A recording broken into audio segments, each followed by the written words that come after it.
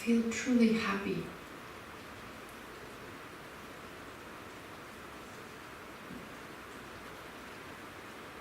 about those different aspects. Generate a sense of joy and delight.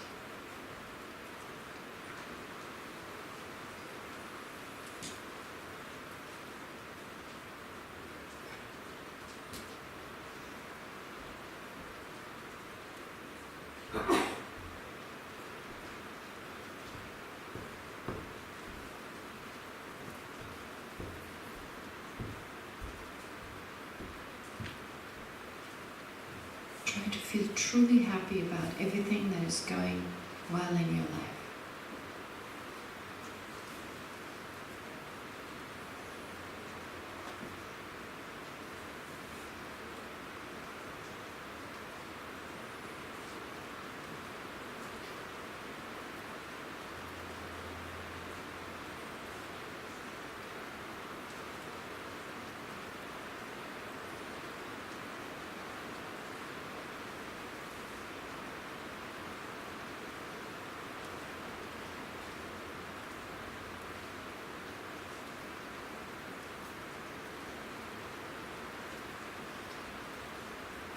Combined with appreciation and gratitude.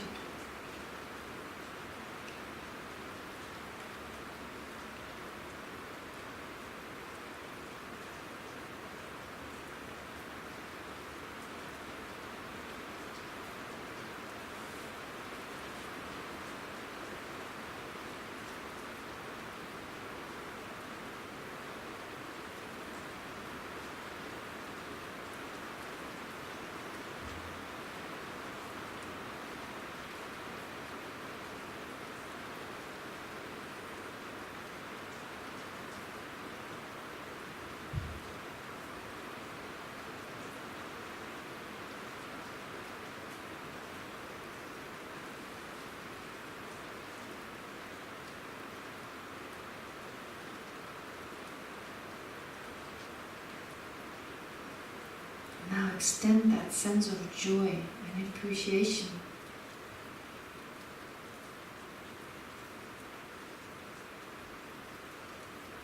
towards the good things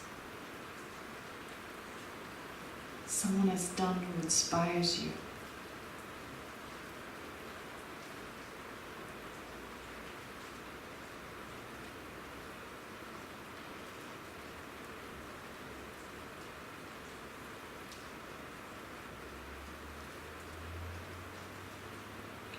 Maybe a rabbi, a lama, your children, your parents.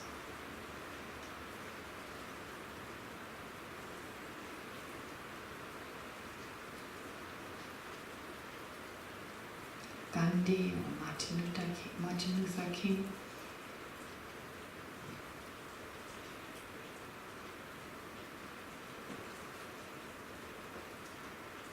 Remember what they've done and feel joy in your heart.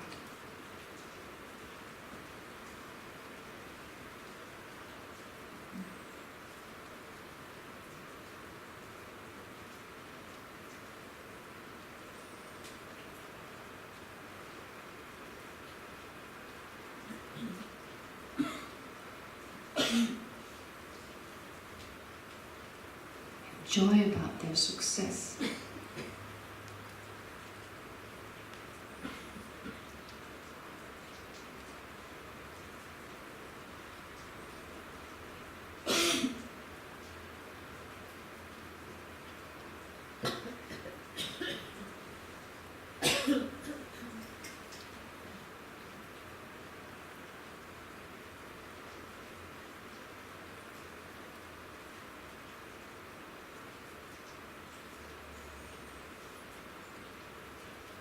Allow this appreciation, this delight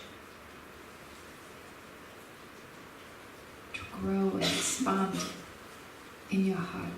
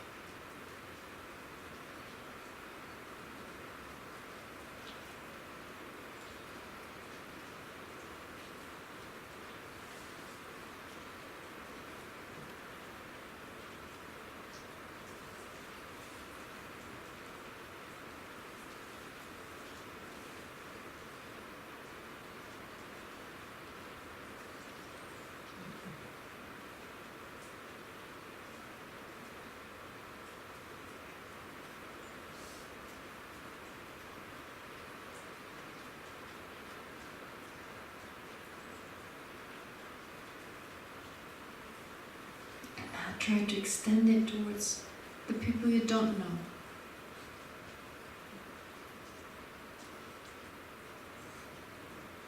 To think that whatever happiness and success they experience,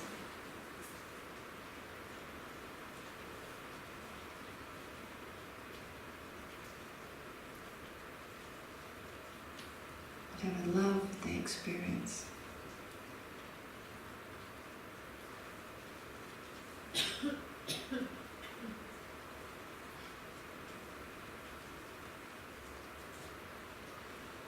may they continue experiencing that.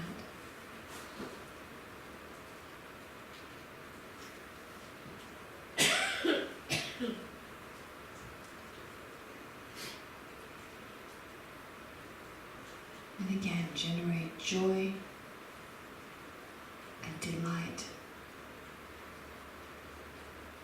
in particular in all their positive actions.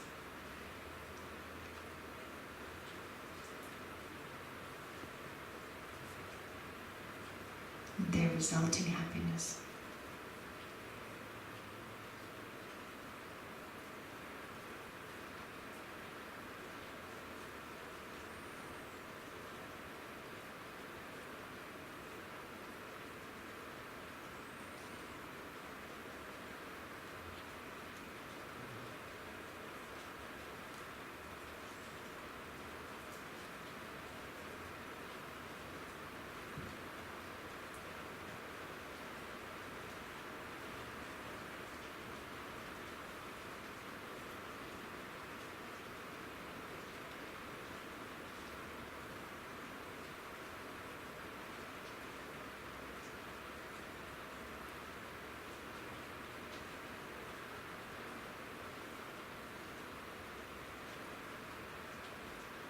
Rejoice in all their kind acts.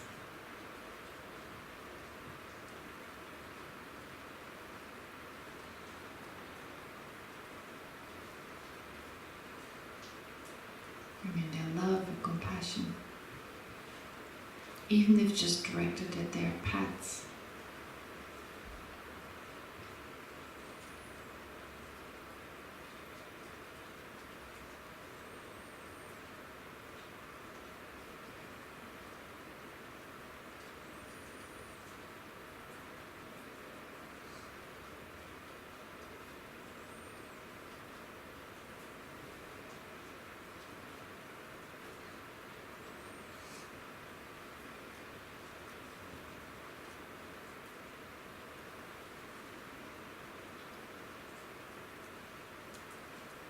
And lastly, include the people that maybe you're envious about, you're jealous at. Again, rejoice in whatever positive actions, whatever loving actions they accumulate. And rejoice in the happiness they experience as a result of that.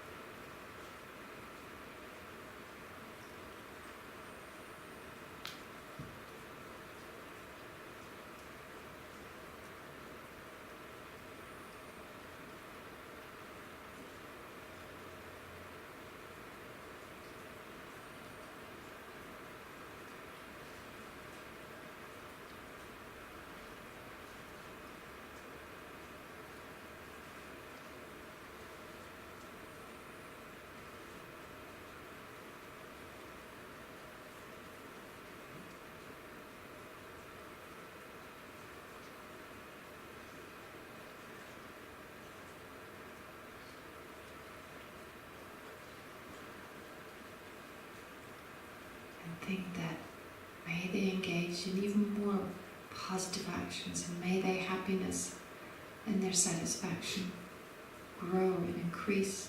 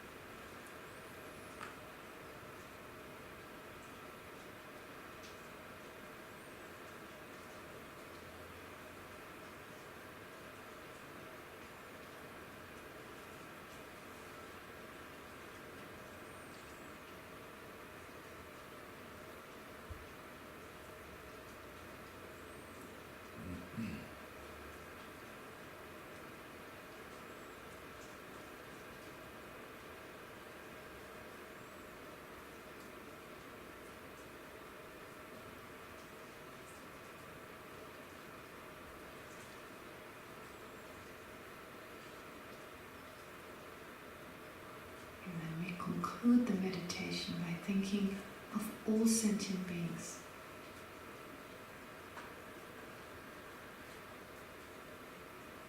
Thinking, may they all remove their misapprehension.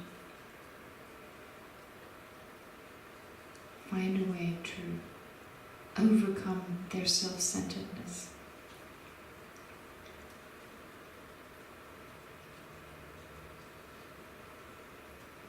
And replace them with unconditional love, compassion,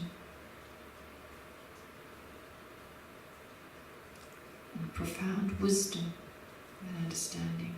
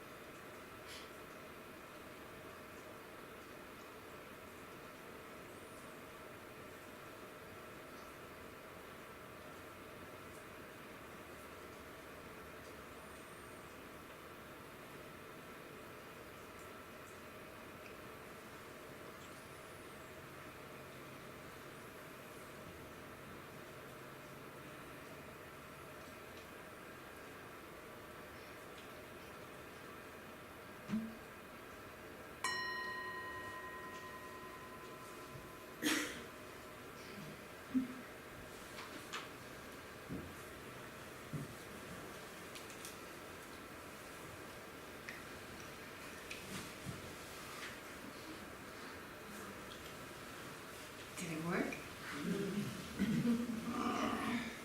We should do it every day. Pardon? We should do it every day.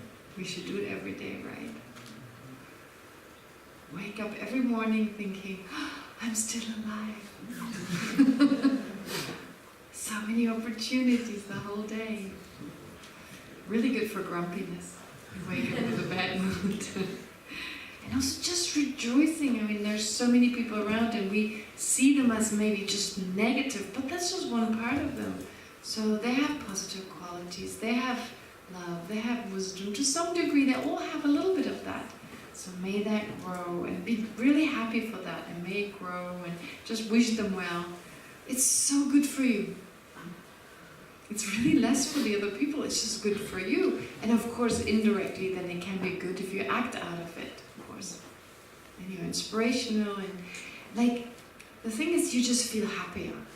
And I said that, I think actually I found out about this last year during the same course here, well, on a different topic, but it's the same kind of structure. And someone told me that some people feel guilty being happy because other people are not. Wow, I thought that was like, I mean, I must have felt that at some point. I just forgot about it. I mean, I grew up in a similar society you did, so I must have felt it.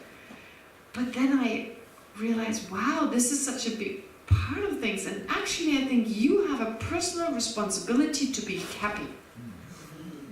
You have a personal responsibility, because if other people are not happy, then your happiness can benefit others. If it's a sincere happiness, not a happiness from robbing a bank, but sincere happiness that comes from within, from, you know, being more loving, more compassionate. It'll inspire people.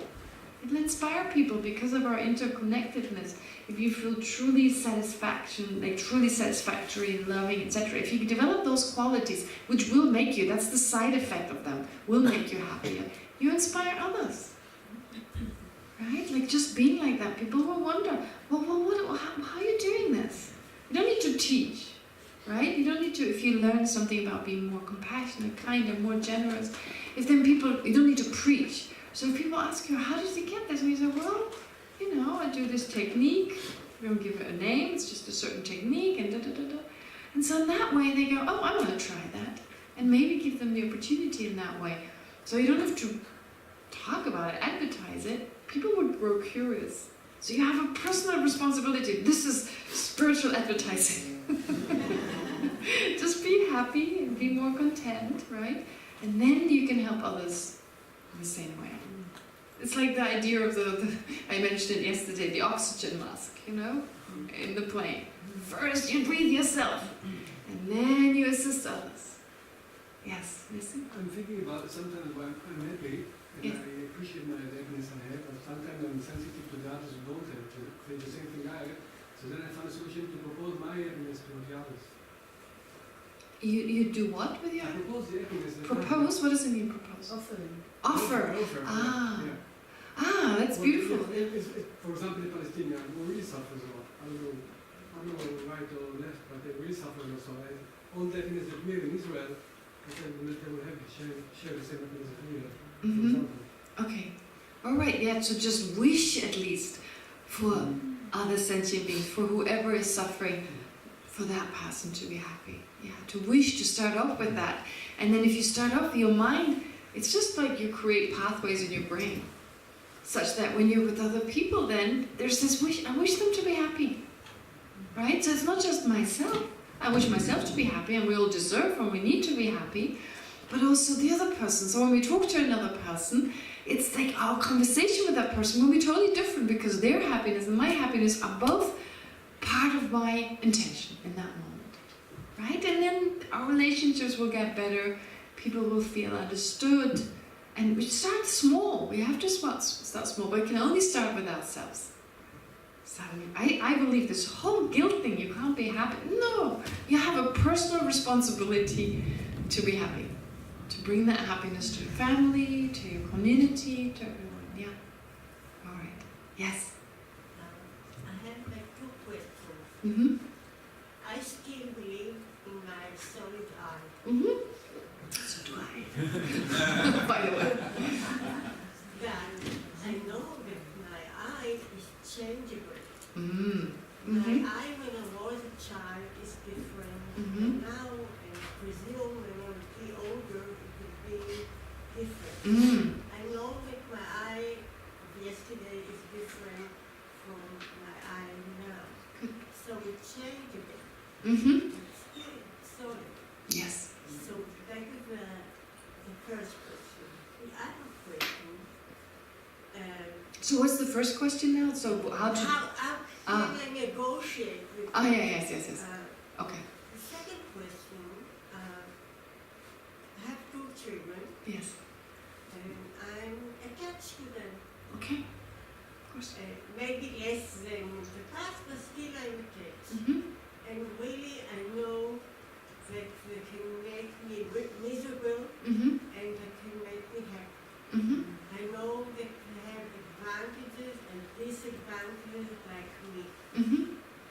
I don't exaggerate it that way, Etc. Mm-hmm. but still I'm attached. Mm-hmm. So, how can I solve it? Okay. The first question, you're saying that you know that yourself is changing. Do you have a sense, I brought this into the meditation, but I didn't talk about it much. Do you have a sense that the I that came into this room and the I that is now sitting on your chair are the same? Just try to get a sense. Do you have a sense that's the same I that came into this room? Yes. If you have that sense, you actually have a sense of permanence, because you have a sense of the I before and the I now being one. And that means there's been no change. So this is a natural thing that we have. Sometimes there's a sense, yeah, there has been some change, but we're not aware of the momentary change. From moment to moment, from moment to moment, it's never the same. That is a little harder. And for some people less so, for some people more so. It's just, everyone has a slightly different way of looking at things. So, but actually our sense of the I being kind of more concrete, and actually like a moment ago's I and the I right now. I give you an example. Okay, another example works better. If you hold a grudge, what is it in Hebrew? Yeah. If you hold that, then that shows you believe the other person's I is the same. Because why? Because you go, that's the guy who hurt me, right? That's the guy. He said this an hour ago. I'm not going to talk to him. but that person is not exactly the same. Who said it to you was the person an hour ago, right? It's not the person right now. So if you find yourself holding a grudge, that you're still upset with the person, although this is not the same person who's spoken to you, so the continuum, that shows you have a sense of permanence there. Okay, and it's a very big problem, but it just indicates there's a misperception. So the point is that, of course, we have a certain degree of an understanding of the impermanence of things, but we also have a certain sense of concreteness. That is just natural, and I do too, of course. I do too. But the first step is to recognize that. This is very strong within us. It's a very, very strong habit. We cannot just ignore it. We cannot deny it. We need to work with it. So hopefully I addressed thereby your first question. So with regard to still having a sense of permanence, but not at all times, but also a sense of concreteness. And initially we're using it towards our own advantage. Like I said, you may then go, well, I want to be happy, my self-cherishing wants that happiness. How can I be wisely self-centered? Because right now we're not wisely self-centered.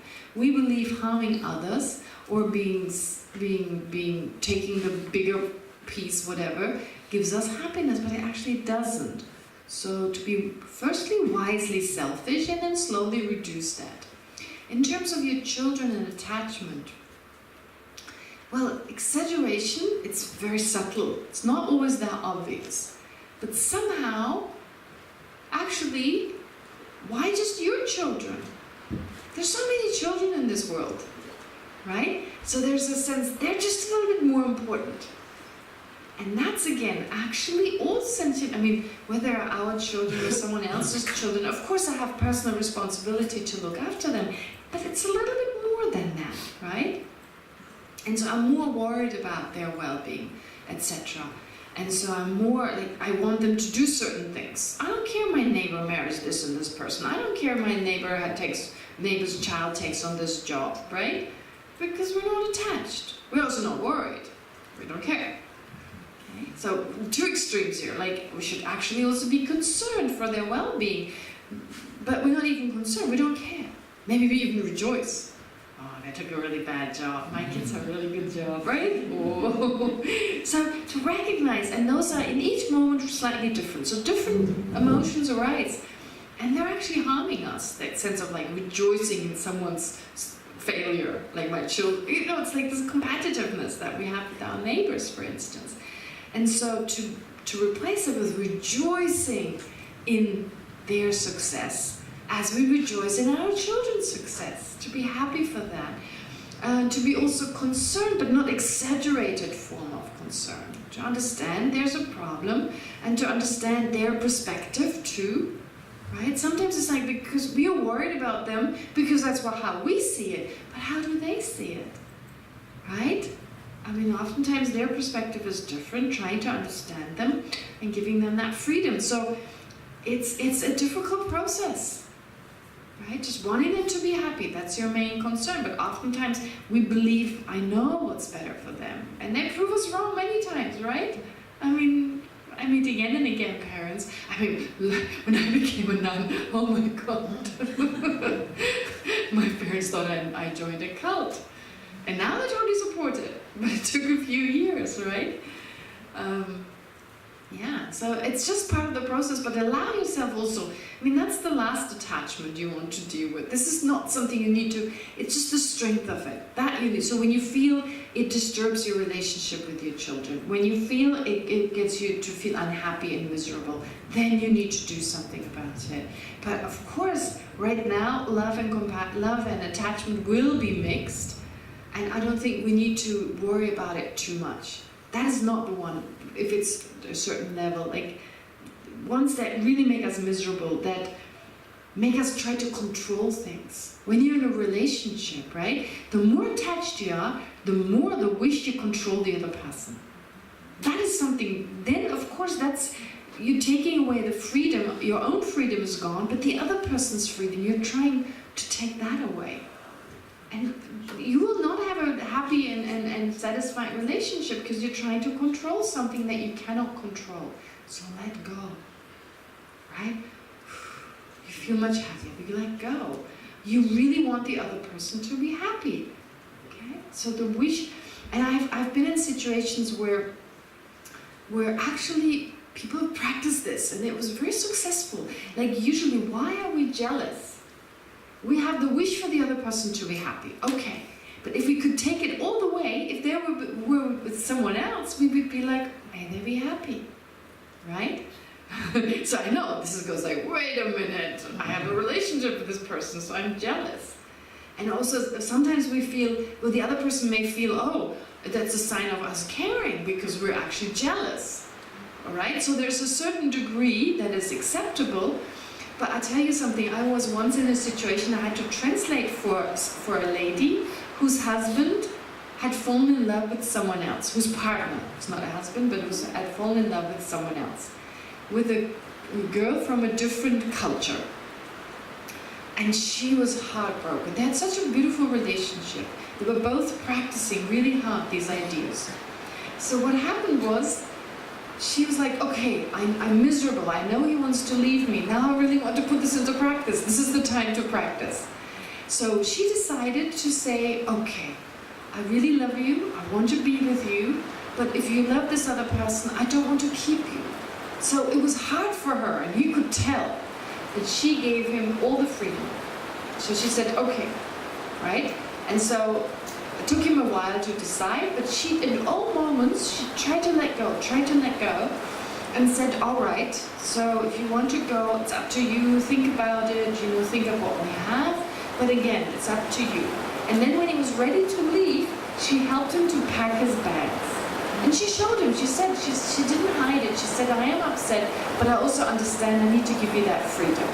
And they went, and they trusted each other. He was totally open about everything. He didn't hide anything from her because she knew she was making such an effort. And he left. And he got together with this other woman, but she wasn't practicing like that. She wasn't like that. She came from a different culture, which from afar looked very attractive, but it was not as easy. And there he had a woman at home, basically, who had given him, who really had shown to the best of her ability his happiness was her main concern. A few months he was back. Right? It really showed to me that yes, there was that pain, but he, in that moment, short-term harm, long-term benefit. Because in the end, she was so good about it. She gave him all this freedom and really showed that she was mainly concerned with that. But you also knew her love for him and her kind of like being upset about it, of course. But she didn't take it to a degree where she tried to control things. He didn't have to hide anything. And like, wow, he didn't find that in the other person because it's unusual. It's not the normal, if you like, right? But the normal doesn't need to